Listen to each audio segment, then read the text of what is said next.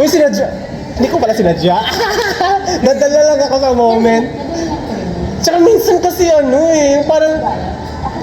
parang nagkatitigan kayo, tapos parang, shit, this is it. Parang may iba yung Pero connection. ngayon, syempre, pinipigilan na natin. Ako personally, pinipigilan ko na siya. Kasi, Hindi ko feel na parang after pag-iinom parang gano'n. dapat meron. So, does it make you less of a person?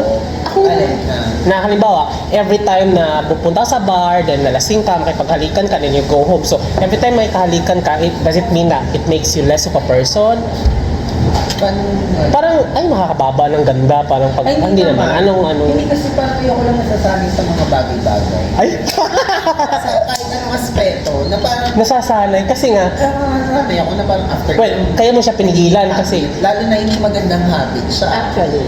Diba? In the first place. well, I mean, what is pleasurable is addicting. So, kung pinipigilan mo siya, that, ibig sabihin na gustuhan mo siya. Oo. Pero, Oo, di ba? Kasi paano, bakit mo pipigilan kung hindi mo siya gusto? So, gusto mo siya, pleasurable siya. talaga. Pleasure yun is Oo, is oo, pleasure, oo, diba? oo. But, Pero oo. ayokong na-addict sa mga pleasure ng buhay. Oh, kasi nga, what makes you pleasurable, yun yung addicting siya. Tsaka, parang hindi mo na alam, kinakain ka na dun sa addiction na yun. Ayoko ng mga ganun. Yes. Kahit anong klaseng pleasure. Oo, just like kung sugar, I understand. Basta. Ending mo diabetic ka, ganyan. Oo, yun. Baboy, ending mo na, wala na akong gallstone, Ang di ba? ibig sabihin na may consequence siya. Oo. Which is din siya ha, it takes courage para kontrolin yung something na gusto mo. Kasi masarap talaga siya eh. Tsaka siya, tandaan natin na siya, very empowering. Parang, ang ganda ko, parang gano'n. If you meet a lot of random guys, tapos Parang, paghalikan ka, then Nagiging validation. validation siya for you. Parang, alam mo yun, nagkas ba yung point? Oo. Nagkas ba yung validation? But that's valid. Pero every time kasi na parang, hindi siya maganda rin ha, kasi every validation kasi parang masaya siya, di ba? Then you're looking for validation every time na lumalabas ka. Kaya ang goal mo every time na lumabas ka sa bar is makipaghalikan to get the validation kasi yun yung parati mong hinahanap. Na to the point na nakalimutan mo na ano ba talaga ang goal mo para mag-bar, mag-enjoy, to meet a lot of people, to listen to music, ganun, to watch the show, ganun naman talaga.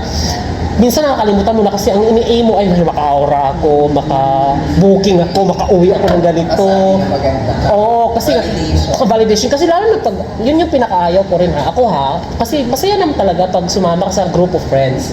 But the thing here with group of friends, sa mga parang pressure siya sa'yo, peer pressure na parang sila meron, ikaw wala. Oo. Ganda subat parang naka-meet na sila ng ng gwapo or parang worthy na iuwi sa bahay or something ganun, ikaw wala. So, it's peer pressure at saka makukumpare mo na, ay, bakit ako wala? Which is, hindi siya healthy. Hindi siya healthy for me kasi nga ako, I always go out alone para to enjoy the music. Kasi nga, kung i-suspend ko yung ganyan sa mga grupo-grupo, mapipressure ka lang at anong ending mo, depression. Pag uwi mo sa bahay, ano ba to? Wala akong booking, wala akong nalaplap, wala akong nahalikan. And then, parang ma-compare mo siya, hindi yata ako maganda, hindi yata ako ganun. Sa iba kasi talaga. But that is more expression to the inner child. Sa iba kasi parang form of validation talaga nila yung Kamay halika, jowa, oo. Pero kasi ako, depende talaga sa perspective. Depende, iba-iba. Iba-iba ng tao. Actually, walang mali. Oo, walang mali. Tayo lang sabi niya, ito mali, ito tama. Wala siyang mali. Pero ako personally, yung way, yung approach ko ng life, ayoko nung basta, ay, dito ko binavalidate yung worth ko, dito ko Oo. Parang ikaw lang, nasa iyo lang eh, kung paano mo bibigyan ng pangulo. Yung parang yung worth mo, parang hindi yung dahil sa marami ng jowa, hindi ka marami pera, ganyan. Ikaw, basta ikaw. Oo, tsaka dapat alam mo yung inners, yung ikaw mismo, kilala mo yung sarili mo. Kasi, minsan kasi may time tayo na hindi natin kilala yung sarili ko.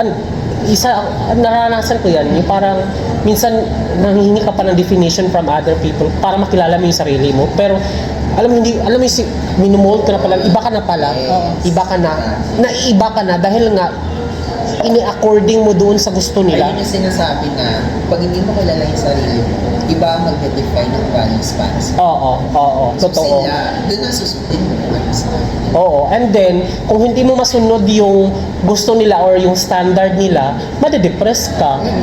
And then, you'll end up na parang hindi ako worth it. Parang, Kasi hindi mo nabibigit Hindi mo ma-withstand, oo. expectation nila from you. Which is something din na maganda talaga pag kilala mo talaga yung sarili mo. You know your strength, your weakness, your attitude, yung mga masama mong ugali. Yung kasi minsan hindi, as you go older, tsaka mo pala makilala yung sarili mo eh.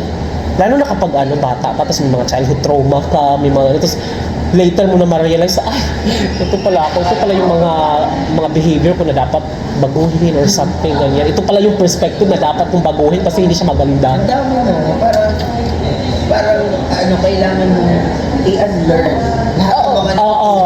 unlearning Kaya nga, diba? yung mga Yung sa pinapanood ko ng neurologist, sabi niya, that you have to unlearn things. Para to start all over. To start At yun ang pinakamahirap, yung i-unlearn mo yung, Oo, yung mga Oo. nakasanayan. Ang mo. hirap. Yung mga detachment mo. Oo, detachment. Girl, It's about your program. Parang kumbaga yung katawan mo, parang computer. Parang Sinong neurologist? Dr. Julius Cancer.